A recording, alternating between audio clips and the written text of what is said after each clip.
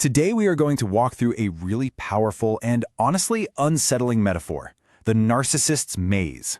It's a concept that tries to explain a very specific kind of psychological trap. So we're going to try and figure out how this maze gets built, who's really holding the key, and what it takes to actually get out. And it all starts with this total paradox, a really jarring idea that's at the heart of this whole thing. You were kidnapped of your own free will. I mean, how is that even possible? Right? How can a kidnapping be something you agree to? That's the central mystery we're going to unpack right now.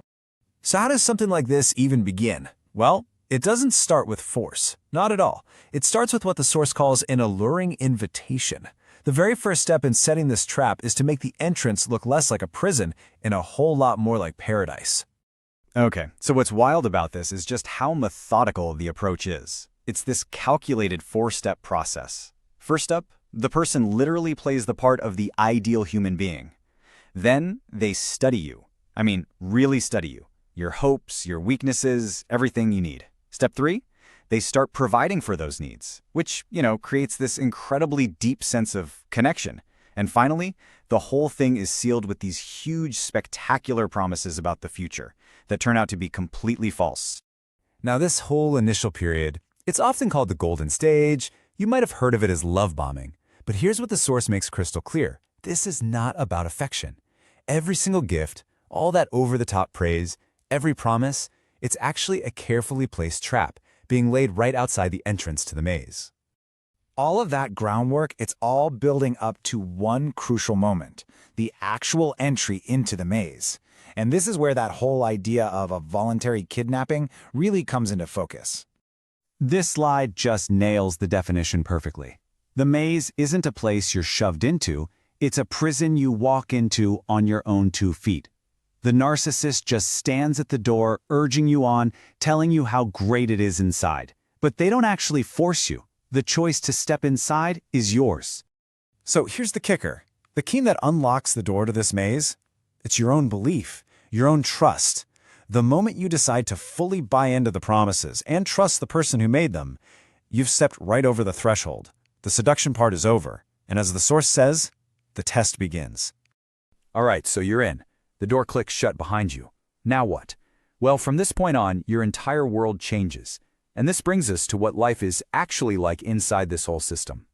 Here it is, the turning point. That perfect, ideal person you met, yeah, that was a mask, a role they were playing. And that mask stays on, glued tight, until they are absolutely certain that you're trapped. Only then, when they know you can't just turn around and leave, does the mask finally come off. And what happens when the mask is gone is, well, it's sudden and it's cruel. The source puts it in these really stark terms. Once you're caught, you are ignored and cruelly thrown away. All that adoration, all that attention, it just vanishes, and it's replaced with this cold, shocking indifference. This slide really captures the whiplash you'd feel. I mean, look at this. On one side, you've got the promise that lured you in the first place, a perfect life with the perfect person. And on the other side, the reality inside the maze, which the source says is often stranger than fiction, a bizarre, confusing world that just makes absolutely no logical sense. Life inside this maze operates by a really bizarre set of rules, and they're all designed for control. First, you'll be ignored, but somehow still feel like you can't leave. Then this false reality is built around you, like you're looking into a funhouse mirror, just to keep you from seeing the truth. The path is always kept confusing. You're in this constant state of not knowing which way to turn. And here's a crucial one. Your minimum needs will be met. Just enough to keep you there, but never ever enough for you to actually thrive. It's a whole system, you see, not just a bad relationship. So this all leads to the biggest question of all, right? If it's so terrible, why not just leave? Well, the answer is in how incredibly difficult it is, and the very real price of trying to escape. And the difficulty all comes back to this one central idea. You're not just breaking up with someone.